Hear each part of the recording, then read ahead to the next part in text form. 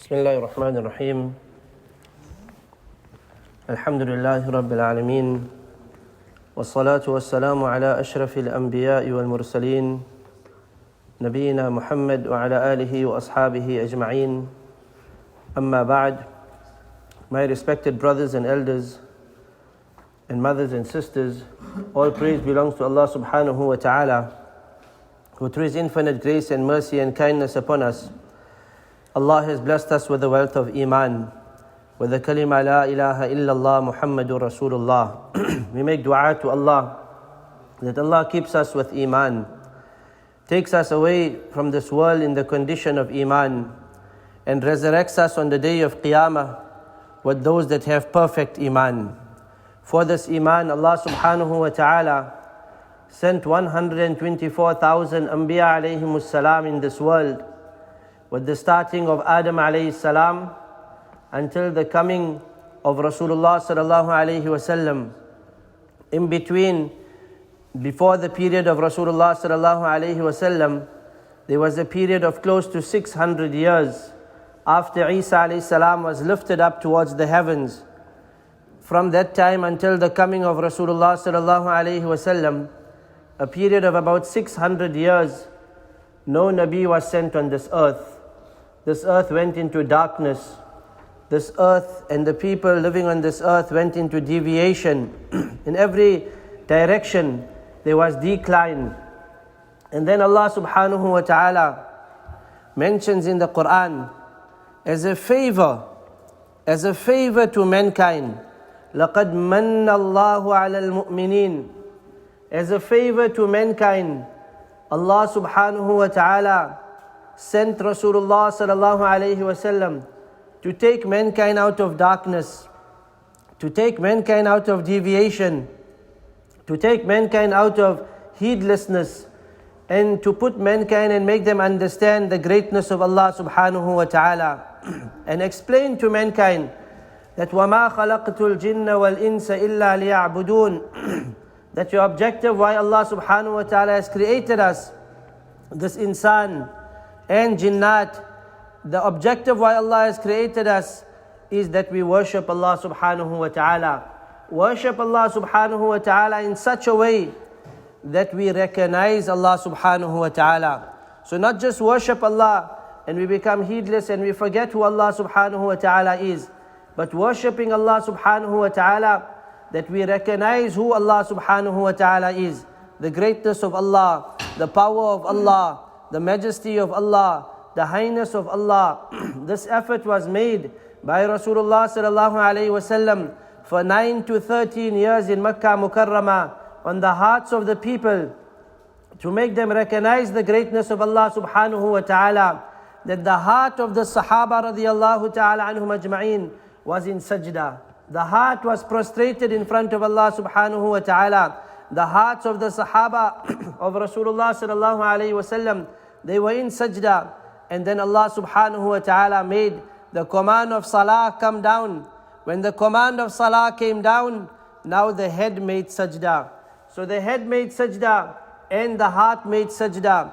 This was the tartib, that the entire body was in the obedience of Allah subhanahu wa ta'ala. Unfortunately, or less fortunate, that the situation that we face today in the world is that we are Muslims, but the direction and the focus is we have forgotten who is Allah subhanahu wa ta'ala. We have forgotten the masajid. We have forgotten the reciting of Quran and getting the ta'alluq of our heart towards Allah subhanahu wa ta'ala. And this world has its reality. And the reality of this world is that it calls us towards this world. This world beautifies itself. This world adorns itself. This world makes itself look very beautiful, that this human being forgets that one day we have to leave this world. A person makes effort and effort and effort in this world. His goal, his objective becomes this world, and he forgets that he has to meet Allah one day. وَالشَّوْقُ إِلَىٰ لِقَائِكَ. In one dua of Rasulullah sallallahu alayhi wasallam, he said, and oh Allah, give us that shauq and that desire to meet you, O Allah. The person that loves to meet Allah, Allah loves to meet him. And the one that does not love to meet Allah, Allah does not love to meet him. So this world beguiles a person.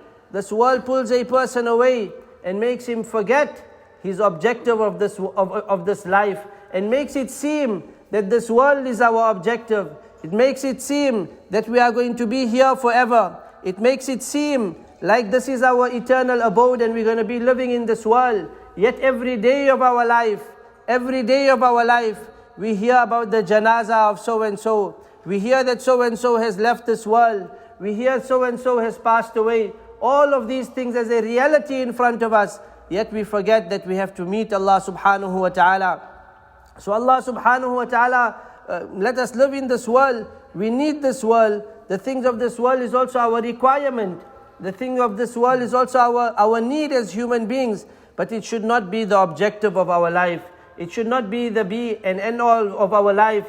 That this is our goal. This is our maqsad. This is our objective. This is not the goal of our life, this world. The goal of our life is to make Allah subhanahu wa ta'ala happy. We need to live a life in such a way that we make Allah subhanahu wa ta'ala happy. The hadith of Rasulullah sallallahu alayhi wa sallam teaches us, and the Sahaba of Rasulullah sallallahu alayhi wa sallam say, we heard this from Rasulullah sallallahu alayhi wa sallam so many times. We actually thought it might have been a verse of the Quran. It was a hadith of Rasulullah sallallahu alayhi wa sallam. Aisha radiyallahu ta'ala anha states that she's the narrator that narrated the second most amount of hadith from Rasulullah sallallahu alayhi wa sallam. She says the words I heard the most from Rasulullah sallallahu alayhi wa sallam is لو أن لابن آدم واديا من ذهب أحب أن يكون له واديان لو أن لابن آدم واديا من ذهب أحب أن يكون له واديان ولن يملأ فاه إلا التراب ويتوب الله على من تاب. So Rasulullah sallallahu alayhi wa sallam said, this insan, this human being, if he is given an entire value of gold, then the desire of this human being will not be satisfied. Because this greed inside this human being, this greed inside him will be that how I can get the second value of gold. This is this human tendency, this is this human greed, this is the nature and the way this human being has been created. His desires will not be fulfilled in this world if we give him an entire value of gold. And a value of gold is a very far-fetched example. Even in the situation that we are living, a person that comes to this country or a young boy that is growing up in this place, his first desire is how he can get a good house, how he can purchase a house.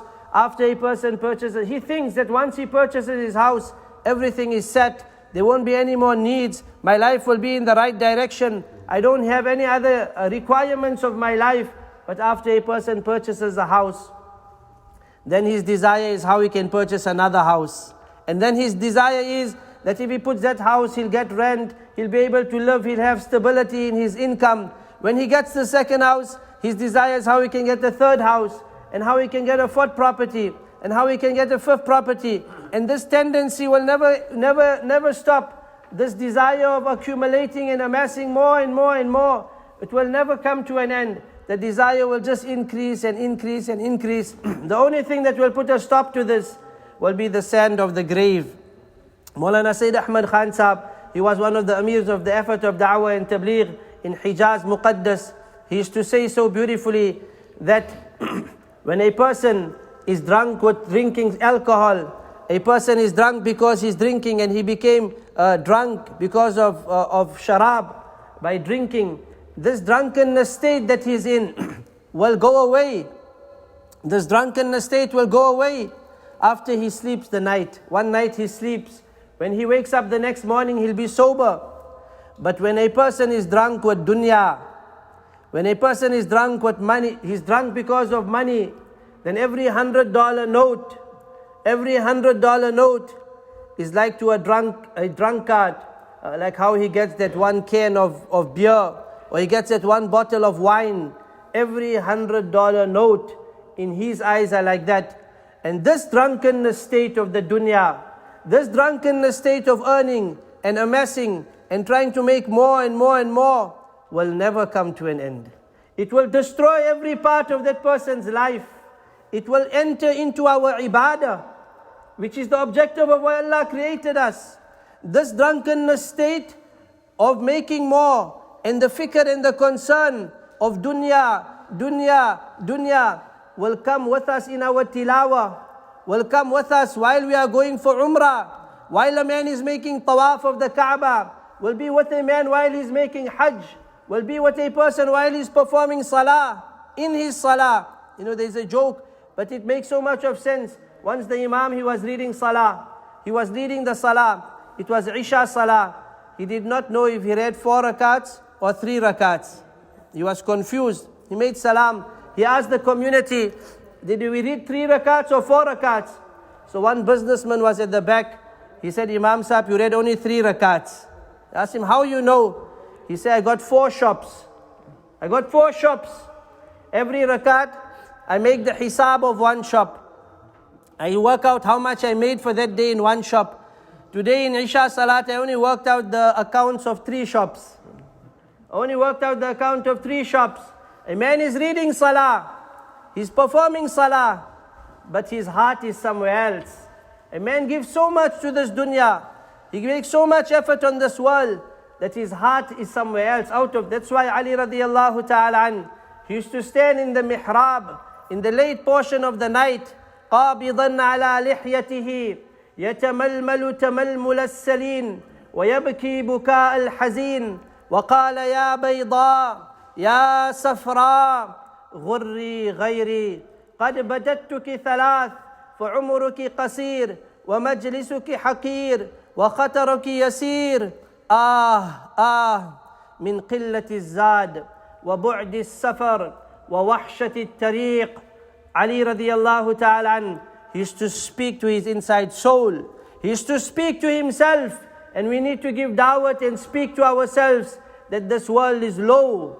The person that earned this entire world, he has not earned even the wing of a mosquito. He has nothing in his possession. What is the value of this world in front of Allah? He would speak and say, oh gold, oh silver, you are here to entice me.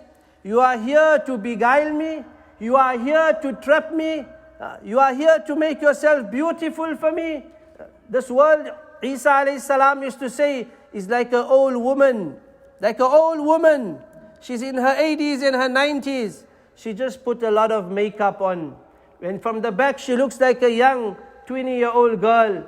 But when she turns around, you can see the reality that this world has no value. This world has no value. The people that don't have this world, their desire is to get this world. And those that got this world, they are also pareshan. They are also restless. They are also restless. They don't know what to do. People, when they have so much, and then the markets just fluctuate a little, and they commit suicide. They say one person, he wanted to get married to Layla. She was a very beautiful girl in the town. He wanted to get married to Layla. Layla did not get married to him. Layla did not get married to him. So he went mad. He went pagal. Majnoon ho gaya. He went mad. So anybody ask him, what's your name? He say, Layla. He say, where are you going? He say, Layla. He say, what you doing? Layla. This was the only thing coming out from him. Because he wanted to get married to Layla. And she said no. So they took him to the mental hospital.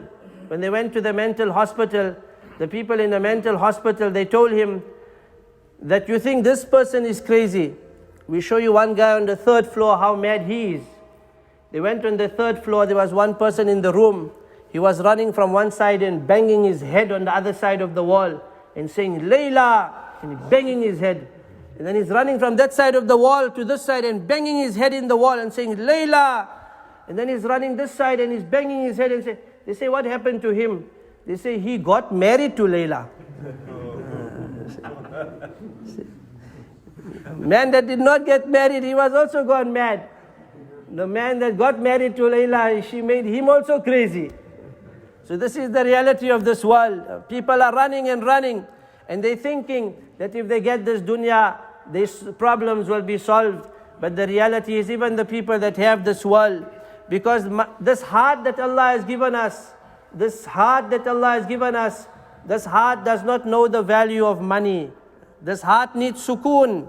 Ala bi dhikrillahi tatma'innul qulub. This heart does not know the beauty of women. This heart does not know the ringing of coins. This heart does not know the sound of music.